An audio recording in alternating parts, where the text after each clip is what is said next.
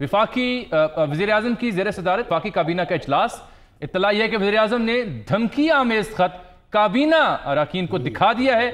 मेरे खिलाफ आलमी साजिश की गई है। वज़ीर आज़म का वफाकी काबीना के इस खुसूसी इजलास में खत में कहा गया कि तहरीक अदम एतमाद नाकाम हुई तो पाकिस्तान को नुकसान होगा।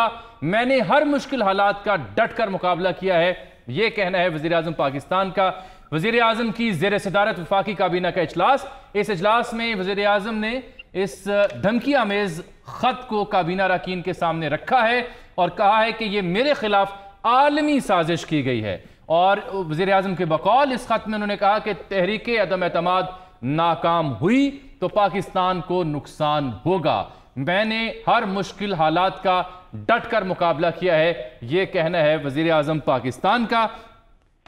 कामरान खान साहब, ये खत का मामला था। एक तस्वीर करें, आप जो कह रहे हैं कि वो प्राइम मिनिस्टर साहब कह रहे हैं कि अगर तहरीक अदम एतमाद नाकाम हुई तो पाकिस्तान कामयाब हुई, तो कहने का मतलब उनका ये है कि अगर कामयाब हुई तो पाकिस्तान का नुकसान होगा। नहीं, वो कहना ये चाह रहे हैं, मफहूम जो मुझे समझ आया है कि तहरीक अदम एतमाद कामयाब करवाना उस खत का मकसद है कि अगर ये कामयाब ना हुई तो फिर नुकसान होगा हमें भी और पाकिस्तान को भी। देखिए कामरान खान साहब, ये देखिए, पहले तो ये एक खत था वज़ीर आज़म जब जलसे में थे, फिर असद उमर साहब और फवाद चौधरी साहब की प्रेस कॉन्फ्रेंस में ये एक मुरासला करार पाया, फिर हमने भी तहकीक की, जुस्तजू की तो मालूम हुआ ये केबल है।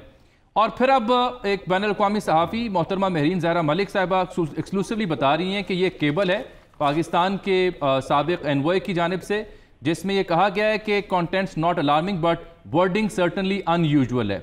फिर वो कहती हैं कि it is implied that given political development and no trust a regime change in Pakistan could improve trajectory of Pak-US ties and is hence welcome to the US. Cable went to the army through official